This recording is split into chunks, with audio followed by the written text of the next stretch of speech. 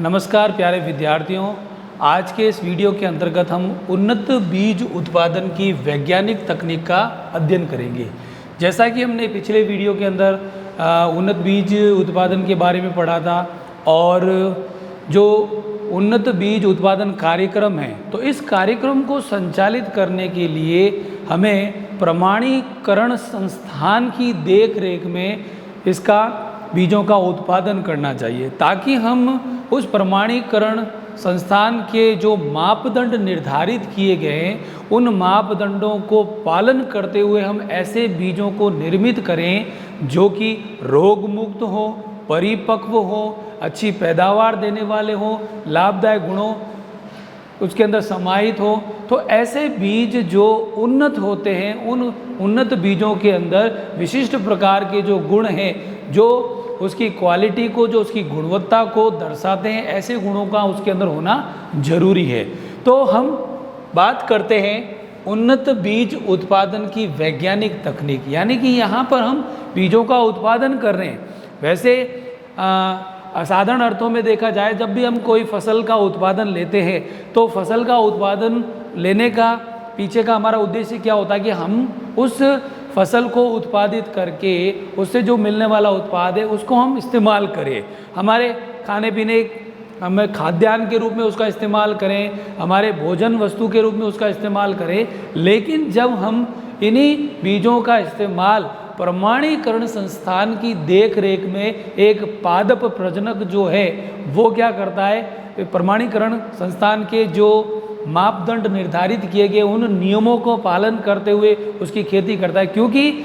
जो भी उन्नत बीज होते हैं वो आनुवांशिक रूप से शुद्ध होते हैं, भौतिक रूप से शुद्ध होते हैं, उनमें बीज ओजता होती है, उनमें परिपक्वता होती है, नमी की निर्धारित मात्रा होती है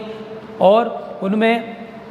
वास्तविक उपयोगिता मान जो है वो 75% से अधिक होता है। तो ये सारी बातों को देख करके क्या हम अपने खेत के अंदर बिना किसी देख रेख के, बिना किसी सुपरविजन के क्या हम ऐसे बीजों को उत्पादित कर सकते हैं? क्यों? क्योंकि हम कहीं ना कोई चूक जरूर करेंगे। इसलिए हम उस प्रमाणीकरण संस्था के अधीन रह करके उस वहाँ से भेजे गए प्रतिनिधि के द्वारा उस खेत का सुपरविजन किया जाता है। तो जब बीज आपको दिए जाते हैं, क्योंकि सरकार जो है इस काम को करने के लिए केंद्र स्तर पर की अपन बात करें तो राष्ट्रीय बीज निगम जो है इन बीजों के उत्पादन के लिए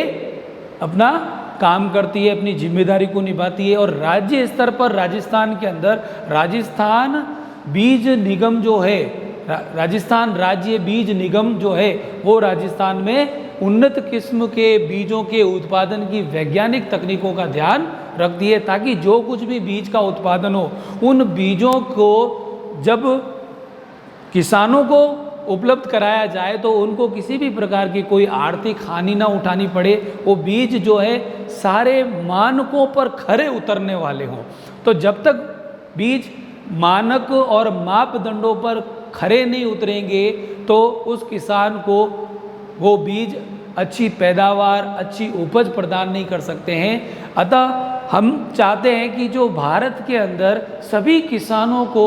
जो बीज मिलने चाहिए, उन बीजों की उपलब्धता को बढ़ाने के लिए जो आज के वर्तमान समय में 12% तक ही सीमित है, लेकिन इसको और आगे बढ़ाने के लिए सरकार इस और अपने अहम कदम बढ़ा रही है और ऐसे कदम उठा रही है जिसके द्वारा वैज्ञानिक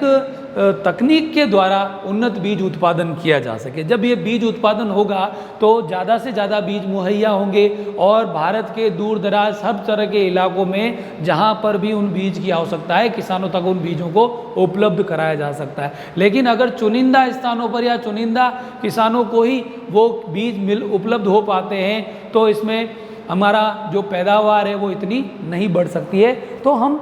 बात करते हैं यहाँ पर कि सबसे पहले हम किन बातों का ध्यान रखें जब हम वैज्ञानिक तकनीक से उन्नत बीज उत्पादन करते हैं। तो पहला जो पॉइंट है अपना, इसके अंतर्गत हम क्या करते हैं, बीज का चुनाव करते हैं, सिलेक्शन ऑफ द सीड।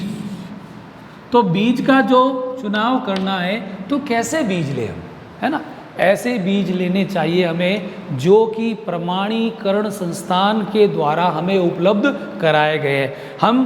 किसी ऐसे संस्थान से बीज को क्रय नहीं करें जहां से वो प्रमाणीकरण की कोई भी उसके ऊपर टैग नहीं लगी होती है, कोई भी उसकी बोरी के ऊपर ना तो कोई प्रमाणीकरण का कोई भी बिल नहीं दिया जाता है, यानी कि उसके बिल को देखा जाए, उसके ऊपर लगे हुए टैग को देखा जाए और उसका जो बोरियां हैं, जो पैकेट हैं, उनको हम संभाल के रखें। क्योंकि हम कहीं ऐसे गैर प्रमाणीकरण संस्थान से अगर हम बीज खरीदते हैं तो उस बीज की कोई भी विश्वसनीयता नहीं होती है। बीज विश्वसनीय होना चाहिए, उन्नत होना चाहिए, स्वस्थ होना चाहिए, रोग मुक्त होना चाहिए। तो ये सारी क्वालिटी जो है वो हमें उन्नत बीज उत्पादन की वैज्ञानिक तकनीक के द्वारा ही मिल सकती है। तो यहाँ पर हम बीज का जो चुनाव है वो हम बीज काम में लेते समय हम प्रमाणीकरण संस्थान से खरीद करके लाएं और उन्नत होना चाहिए और उस बीज जो है वो प्रमाणीकरण संस्थान के सारे मानकों पर खरा उतरना चाहिए और मानकीकृत संस्थान के द्वारा उसकी जो मापदंड है उसकी पालना करनी चाहिए। तो ऐसे बीज हम काम में लेते हैं। तो इन बीजों को जब हम इनकी बुआई करते हैं तो बुआई करते समय हमें इन बीजों को पहले क्या करना चाहिए, ये बीज कैसे होने चाहिए, उपचारित होने चाहिए। बीजों को उपचारित किया जाए और उपचारित करने के बाद में इन बीजों को क्या किया जाए, बुआई के समय इस्तेमाल किया जाए। अगर बीज उन्नत नहीं है तो हम उस बीज को देख करके भी हम क्या कर सकते हैं, पहचान सकते हैं कि बीज सुडौल नहीं है, उसमें कोई चमक नहीं है, भौतिक रूप से शुद्ध नहीं है, ठीक है ना। तो ये सारी चीज़ों को देखें। नमी की मात्रा उसके अंदर हो सकती है जो निर्धारित मात्रा से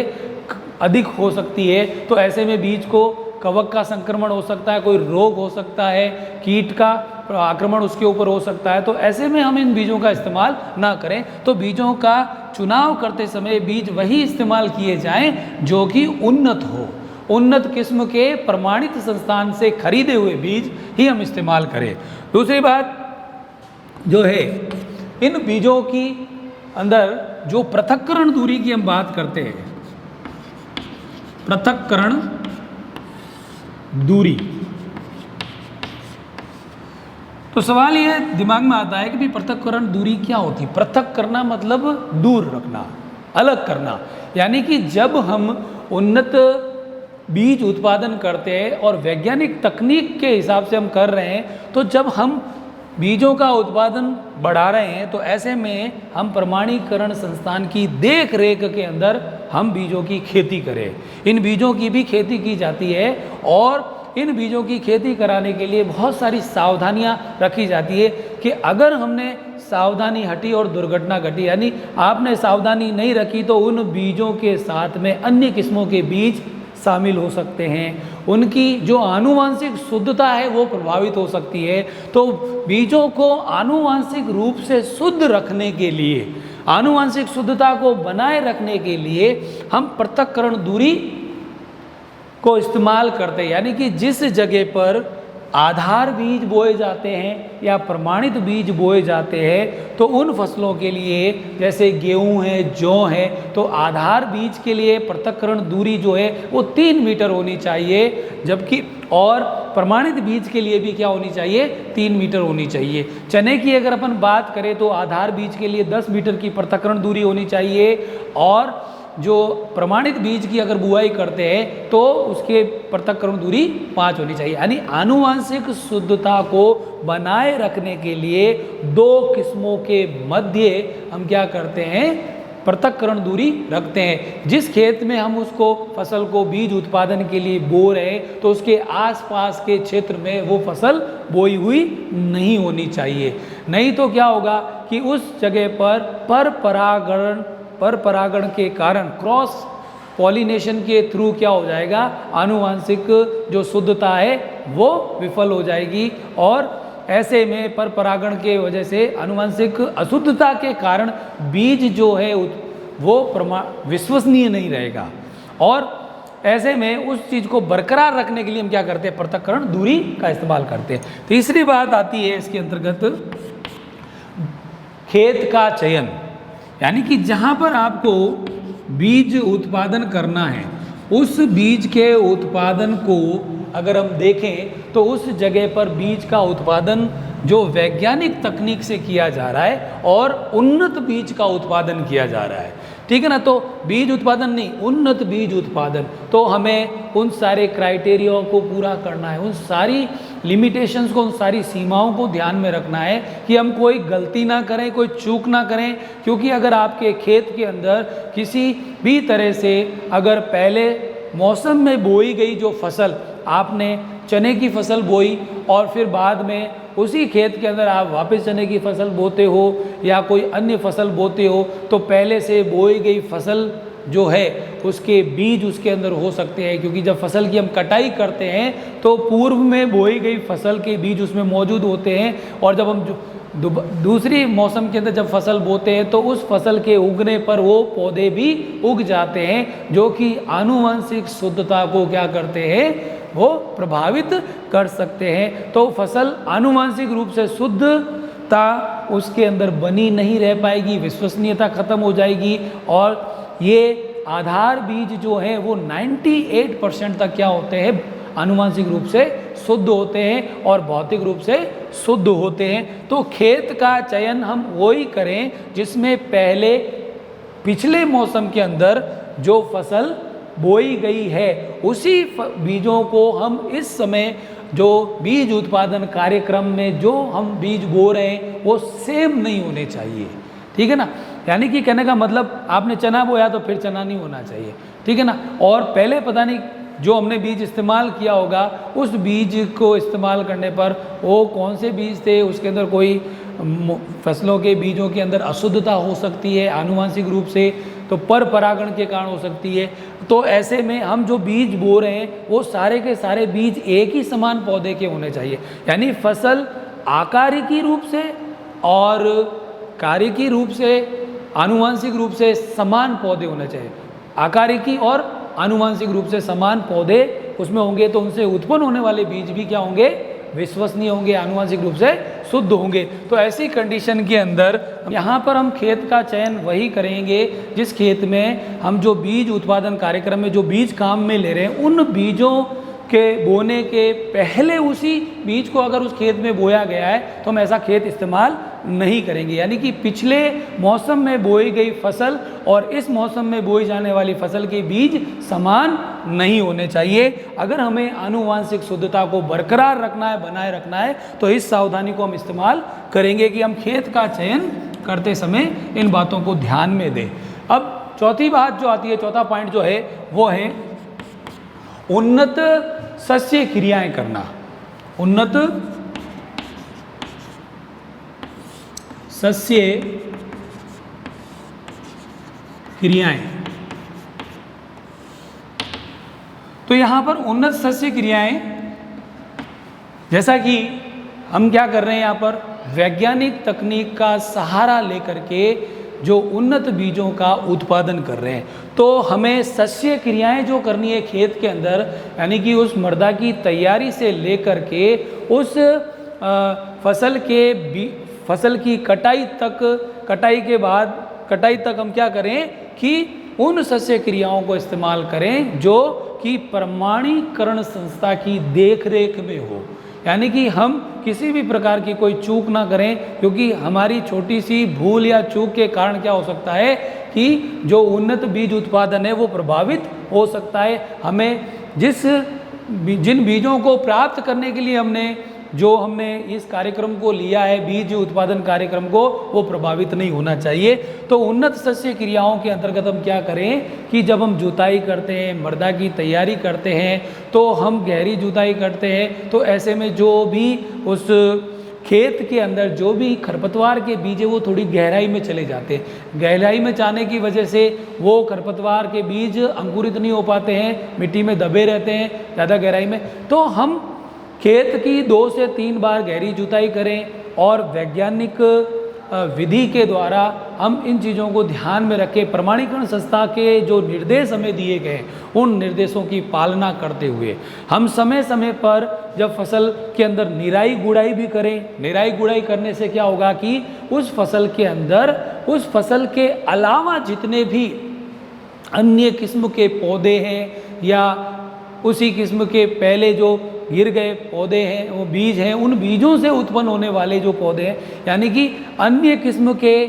भिन्न जो पौधे हैं जो उस फसली पादप के साथ में अवांछनीय रूप से उग जाते हैं, उन खरपतवारों को, अन्य किस्म के पौधों को सबको उखाड़ करके फेंक देना चाहिए। और इस प्रकार की जो क्रिया है उसको क्या कहते हैं? रोगिंग कहते हैं।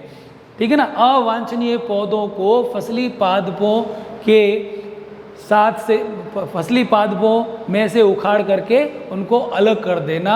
बहुत यांत्रिक रूप से हम क्या करते हैं, यहाँ पर उनको हटा देते हैं और फिर बाद में उनको जला देते हैं। तो यहाँ पर रोगिंग की क्रिया का इस्तेमाल किया जाता है और हम समय समय पर क्या करते रहें, उसके अंदर खाद और उर्वरक की जो आपूर्ति है वो निर्देशानुसार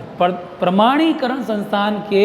निर्देशानुसार मृदा की जांच के अनुसार उसके खेत उस फसल की ज़रूरत के अनुरूप हम उसके अंदर क्या करें, खाद और उर्वरक का इस्तेमाल करते रहे। जब हम सिंचाई करते हैं तो सिंचाई करने के लिए भी हमारा एक मापदंड निर्धारित होता है कि जो फसल जलवायु खंड के अनुसार अनुमोदित करके प्रस्तावित की गई है तो उस प्रस्तावित फसल के लिए उस जलवायु खंड का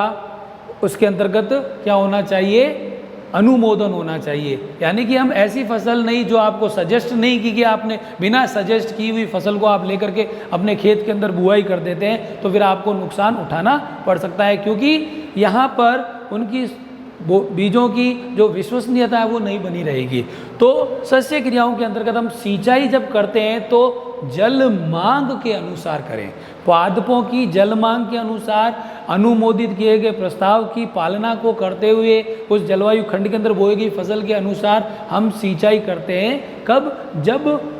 हम कृत्रिम रूप से फसल को जल प्रदान करते हैं। तो ये प्रदान किया जाने वाला जल, सिंचाई जल जो है वो उस फसल की ज़रूरत के मुताबिक होना चाहिए, उसकी जल मांग के अनुसार होना चाहिए, अन्यथा आपकी उन्नत तकनीक जो है वो वैज्ञानिक तकनीक जो है उसके अनुसार आपको उन्नत बीज उत्पादन नहीं हो पाएगा। अगले पांचवा जो पॉइंट है उस पांचवें पॉइंट के अंदर हम बात करते हैं गहाई की। गहाई, तो गहाई एक ऐसी प्रक्रिया है जो कि बीजों को क्या करते हैं हम, इसके अंतर्गत उन बीजों को भूसे से अलग करते हैं, है ना। तो भूसे से अलग करते हैं, तो भूसे से अलग करने का मतलब क्या है कि यहाँ पर हम बीजों को भूसे से अलग करने के लिए हम ऐसे थ्रेसर मशीन का इस्तेमाल करते हैं जो कि एक उपयुक्त आरपीएम पर होना चाहिए। जब आप बीजों को अलग कर रहे होते हैं तो कहीं ऐसा ना हो कि बीज कट फट जाए या टूट जाए, बिखर जाए, क्षतिग्रस्त हो जाए। तो जो राउंड पर मिनट जो थ्रेसर की स्पीड है उसको हम बरकरार रखते हैं, उसको वैज्ञानिक मापदंड के अनुसार जो निर्देश हमें दिए गए उसके अनुसार होना चाहिए। तो इन बातों को ध्यान में रखते हैं कि भूसा अलग हो जाए और उसमें किसी भी प्रकार से कोई अन्य बीज ना हो जाए। तो अन्य बीज शामिल हो सकता है कब? जब आपने थ्रेसर मशीन को पूरी तरह से साफ नहीं किया, उसके अंदर पहले से किसी अन्य किस्म के बीज अगर मौजूद है या चिपके हुए रह जाते हैं या उसमें समाहित रह जाते हैं तो वो बीज उसमें शामिल हो सकते हैं। तो उन बीजों को शामिल होने से रोकने के लिए हम क्या करें, थ्रेसर मशीन की उचित देख रेख के अंदर साफ सफाई करके उस मशीन का हम इस्तेमाल करें और उचित आरपीएम पर करें। और इसी प्रकार से जैसा कि उन्नत सस्य क्रियाओं के अंदर भी हम क्या करते हैं कि जो भी हम कृषि यंत्र और उपकरण हैं उनका इस्तेमाल करते हैं तो उनको भी हम साफ सफाई से करें कि कहीं उनके जो कल्टीवेटर है उसके फाल के अंदर कोई बीज चिपका ना हो, खरपतवार के बीज ना हो, क्योंकि अगर इस प्रकार से हम उन यंत्रों को सीधा ही उपयोग में ले लेते हैं तो खेत की जुताई के वक्त क्या होगा कि खरपतवारों के बीज या अन्य किस्मों के बीज उसमें खेत में गिर सकते हैं और वो फसली पादपों के साथ उग करके प्रतिस्पर्धा कर सकते हैं। तो हम जब बीज उत्पादन कर रहे हैं तो आनुवांशिक शुद्धता को ध्यान में रखना जरूरी है। और उन्नत सस्य क्रियाओं के माध्यम से गहाई के समय भी हम क्या कर सकते हैं, इन सावधानी को रख सकते हैं। फिर इसके बाद में आता है विदायन एवं भंडारण। विदायन एवं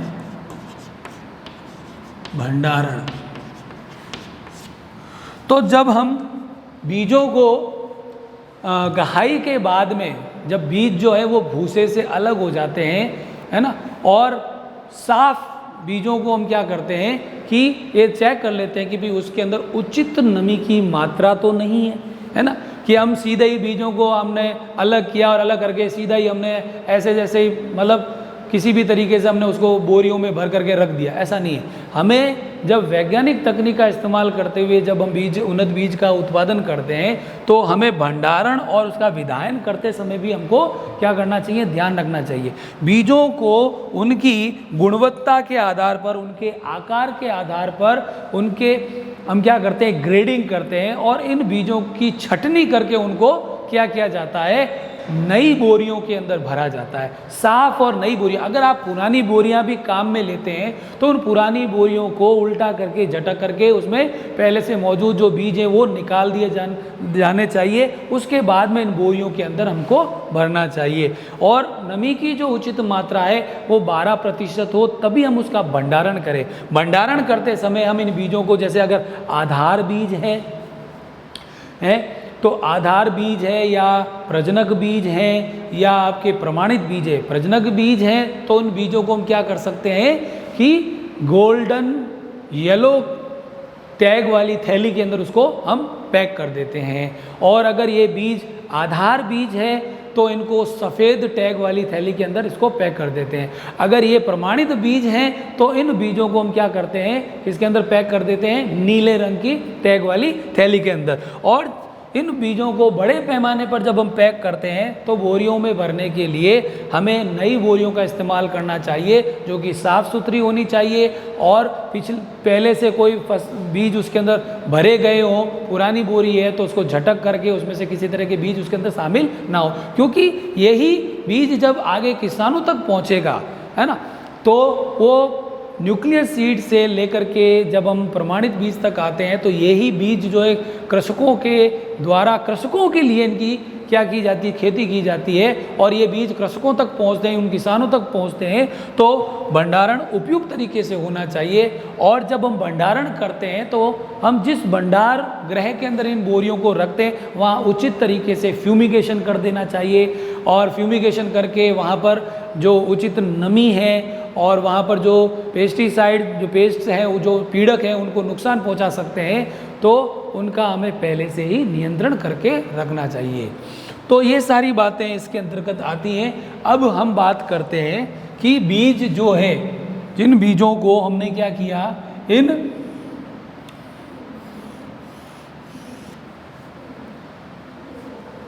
बातों को ध्यान में रखते हुए हमने वैज्ञानिक तकनीक से बीज का उत्पादन किया तो हमें सबसे बड़ा फ़ायदा क्या मिला कि इसमें आनुवंशिक शुद्धता का जो प्रतिशत है वो क्या बना रहेगा, 100% से लेकर के 98% तक रहता है। 100% से 99% तक ये रह सकता है। और आधार बीज जो है वो 98% क्या होते हैं, बहुत आनुवंशिक रूप से शुद्ध होते हैं, जबकि न्यूक्लियर सीड जो है वो 100% शुद्ध होते हैं और जो प्रजनक बीज है वो 100% शुद्ध होते हैं। आधार बीज 98% तक शुद्ध होते हैं और प्रमाणित बीजों को हम क्या करते हैं कि उनकी बहुत आनुवंशिक शुद्धता और भौतिक शुद्धता के आधार पर उनको पैक करके किसानों को मुहैया करवाने के लिए इनको हम भंडारित करते हैं। अब आते हैं, हम बात करते हैं आगे की कड़ी में बीज की सुसुप्तावस्था।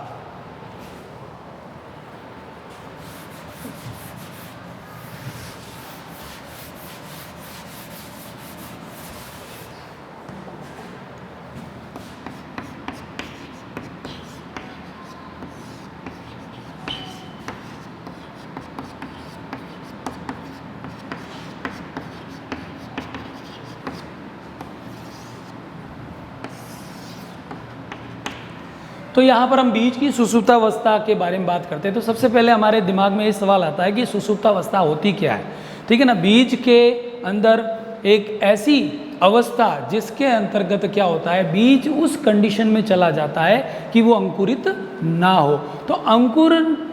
अंकुरण को रोके रखने के लिए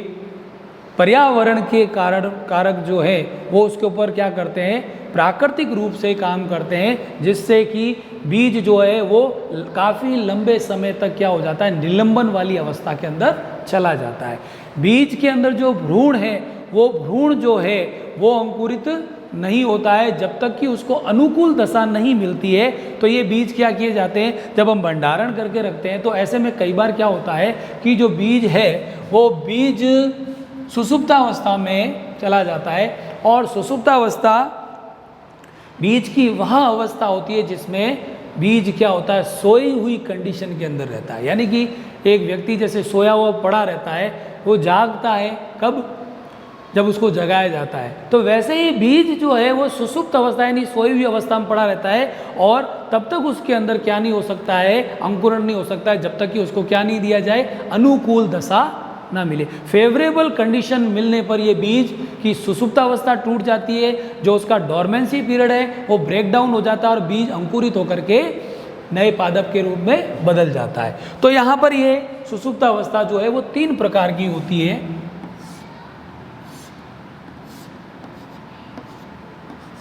पहले प्रकार की जो सुषुप्तावस्था है जिसे हम क्या कहते हैं, प्राथमिक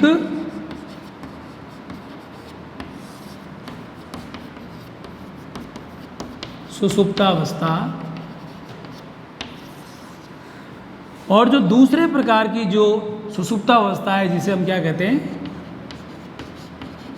द्वितीयक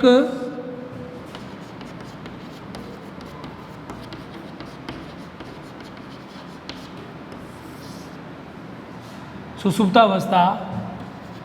और तीसरी जो है ये कहलाती है बलकृत।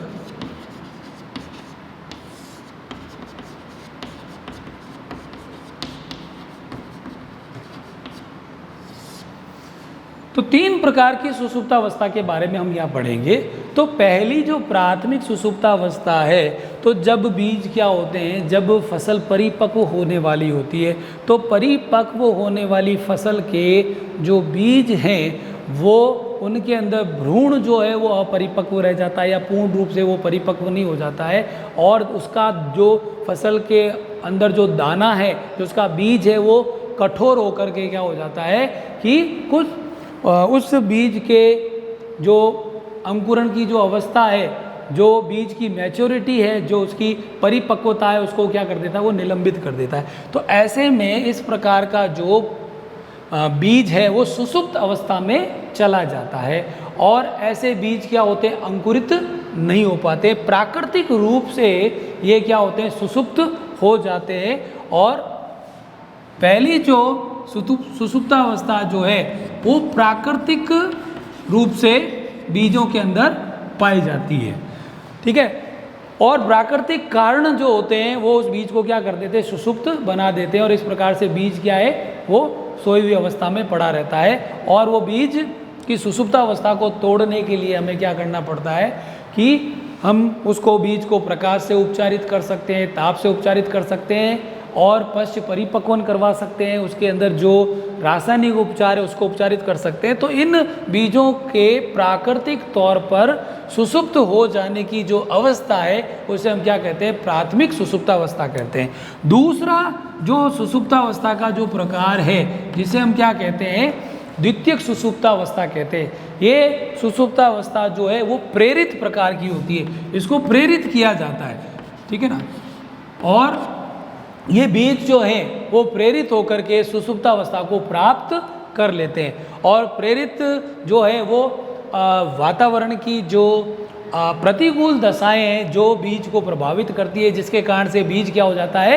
कि अपने आप को सुषुप्त कर लेता है। और तीसरा जो प्रकार है इसके अंतर्गत वो है बलकृत सुषुप्तावस्था, यानी कि इसको हम फोर्सली इम्पोज्ड करते हैं, इम्पोज्ड डोरमेंसी या एनफोर्स्ड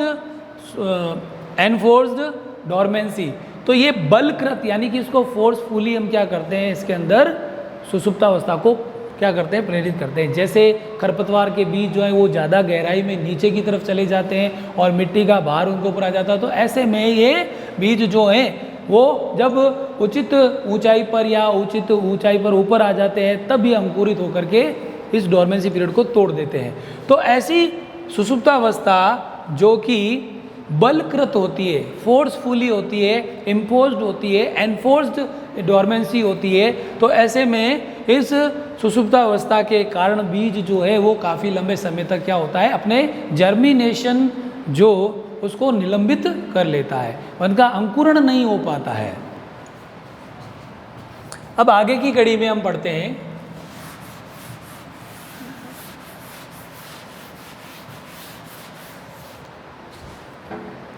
बीज की सुषुप्तावस्था को भंग करने के उपाय। बीज की सुषुप्तावस्था को भंग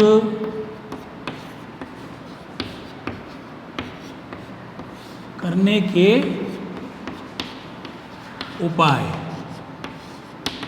तो यहाँ उपाय की बात करें कि भी बीज की सुषुप्तावस्था को भंग करना क्यों जरूरी है, क्योंकि अगर हम सुषुप्तावस्था को भंग नहीं करेंगे, कोई भी बीज जो है, जो उस बीज के ऊपर जो कठोर आवरण उसका होता है, उसके अंदर जो सुरक्षात्मक आवरण होता है, जिसमें एक अंदर एक जीवित भ्रूण होता है और एक भ्रूण पोष जो होता है उसको पोषण प्रदान करता है, जब तक बीज को अनुकूल दशाएं नहीं मिलेंगी, फेवरेबल कंडीशंस नहीं मिलेंगी, उसको उचित ताप, दाब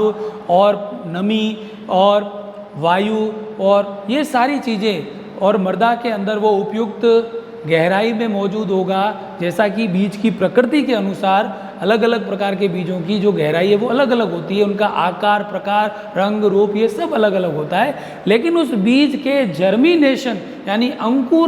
अंकुरित होने से पहले तक की जो अवस्था है वो सोई हुई अवस्था में बीज पड़ा रहता है, सुषुप्त अवस्था में पड़ा रहता है। तो उसको भंग करने के लिए हम क्या कर सकते हैं कि कई बीज ऐसे होते हैं जो सुषुप्त अवस्था में चले जाते हैं, तो उन बीजों को हम क्या करते हैं, जल्दी से जल्दी हम क्या करें कि भी उसका डोरमेंसी पीरियड को तोड़ दें, तो ये बीज क्या होगा, शीघ्र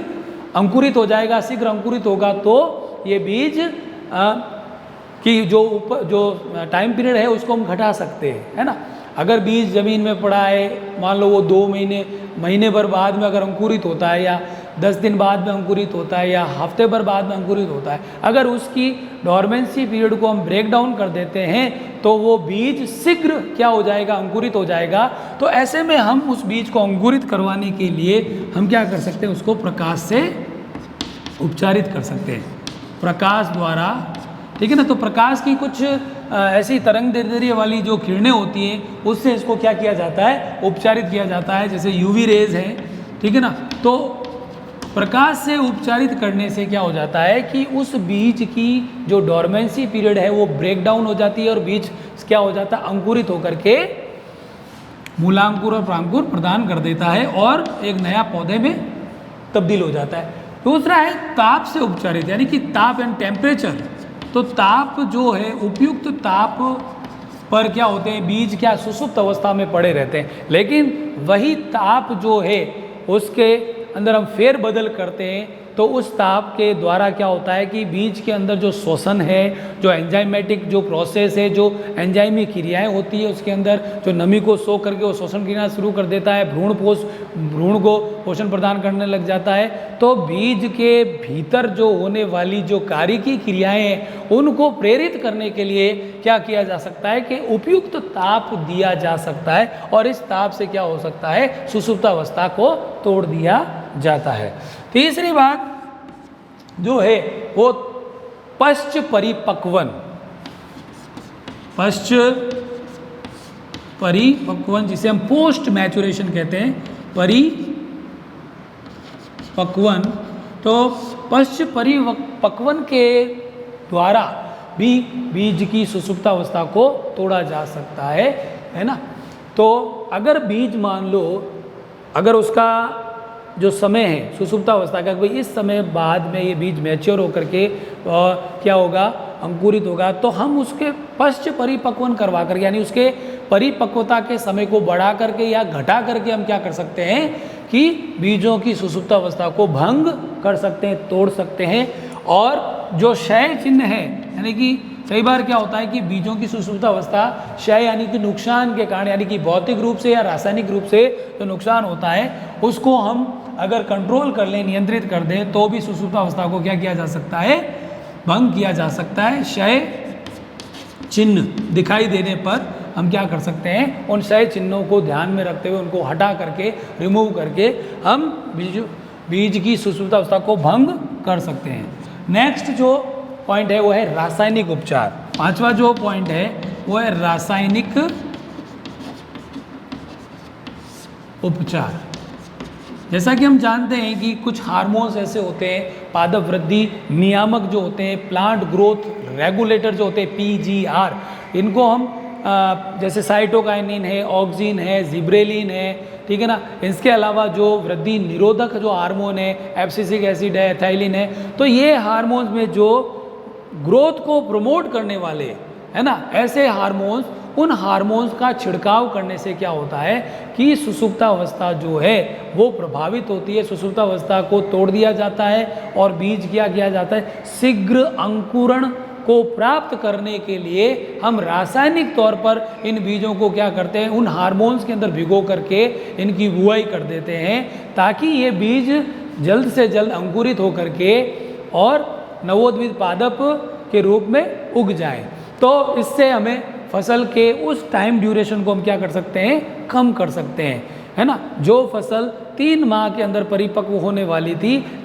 और उसके बीज की बुआई करने के लिए हमें 10 दिन 15 दिन पहले अगर उसकी बुआई की, तब कहीं जाकर के वो बीज अंकुरित हुआ और फिर आगे का समय, तो हम क्या चाहते हैं कि भी इस बीज की सुसुप्तावस्था को तोड़ दिया जाए, तो हम हार्मोनल ट्रीटमेंट दे करके उन बीजों को क्या कर देते हैं कि